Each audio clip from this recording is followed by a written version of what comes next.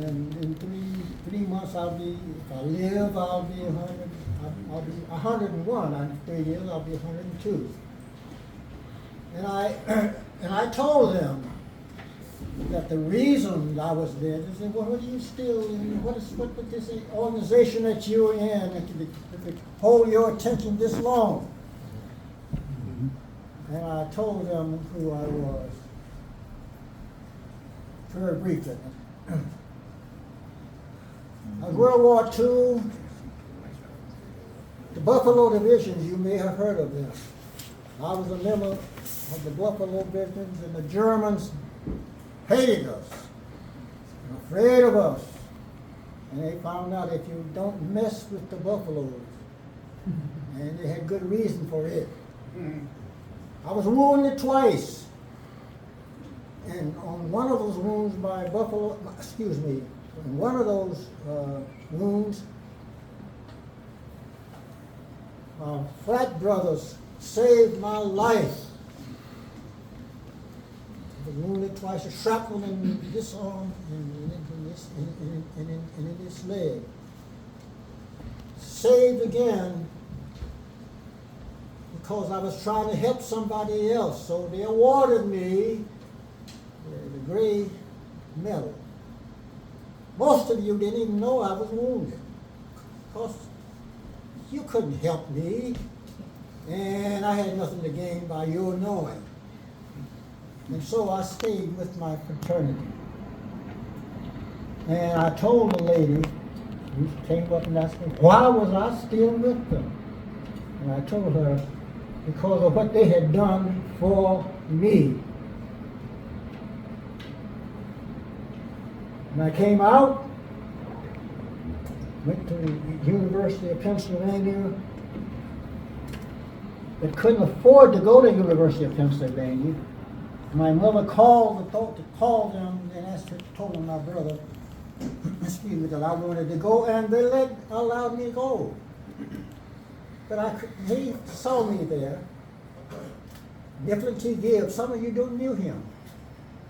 Mifflin T. Gibbs said, why aren't you in the meeting? Because they had our national convention there. Why aren't you at the convention? I told him I didn't have the money to join. He said, well, come with me. He paid my dues, and then took them around to meet all of the big shots in the fraternity. Subjects that I was not doing too well in, he found people who were doing well, and helped me through. For that reason, I have every reason to owe my fraternity my well-doing. Whatever have I come to, and even in the war, I would not be alive today had it not been for Omega. That's why I am here tonight. I don't have very much long to live, but brother, I owe all of you something. Man, I've been so concerned because we are not doing some things that we ought to be doing. I talked to the apostles and others that we need to do something for our young undergrads, some of the young brothers. We're not doing anything for them. I didn't find any of the young fellows out this Sunday at the convention, at the parade. I haven't found any of them out in any of the things that we had been doing. Hadn't seen them out there. Not because they didn't want to be there, but nobody had asked them to be there. Nobody told them to be there. Nobody showed them how. But unless we do, brothers, let me tell you something. You aren't going to have any parade. You aren't going to have any Omega Psi Fraternity because these young men not getting the attention from you, and the direction from you, from any of us that they should.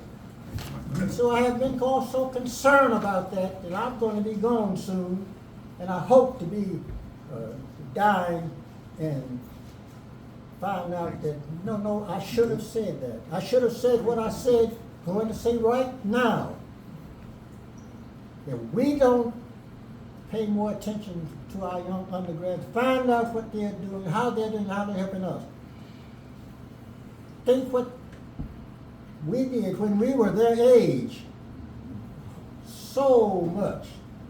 And so I asked the bosses some things I ought to be doing, and I decided on some things I wanted to do, and I did not, he agreed, did nothing, and I'm going to do nothing now.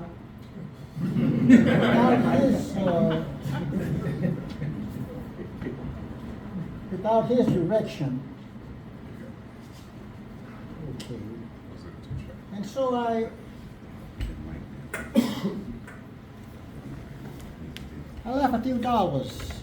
I left a few dollars for us to do a little more for our young people than we have been doing. And so I wanted to give to those undergrad groups.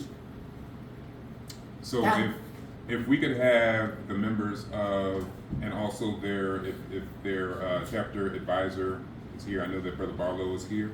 If we could have new chapter brothers, current on the yard, and also recent graduates, and then Omega Delta Delta, if you could come up at this time.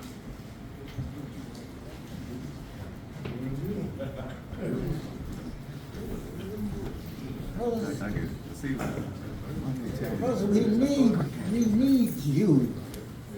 There are things that you can do for us. Getting closer, man.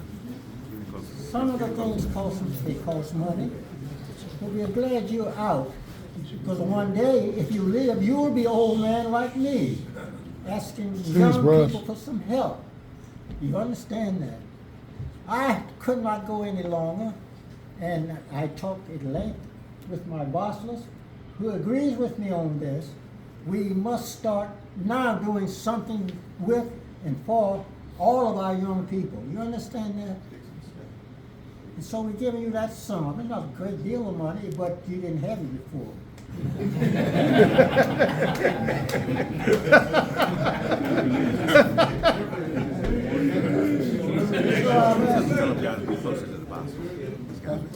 Brother Harris, do you want to sign without a line? You got to sign twice.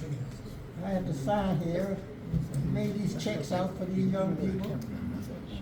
And So my brothers, for the record, Dr. Harris is contributing $500 to each chapter. Hey, Dr. move closer. Camera, maybe we get a good picture, y'all. You're gonna beat me up back here. I got a cell phone. Y'all just told me. Hey, why don't you come over here, man? You messed up the floor. I messed up the floor. You messed up the floor. Come over and get it. One line, man. One line. Get it. Tighten up, baby.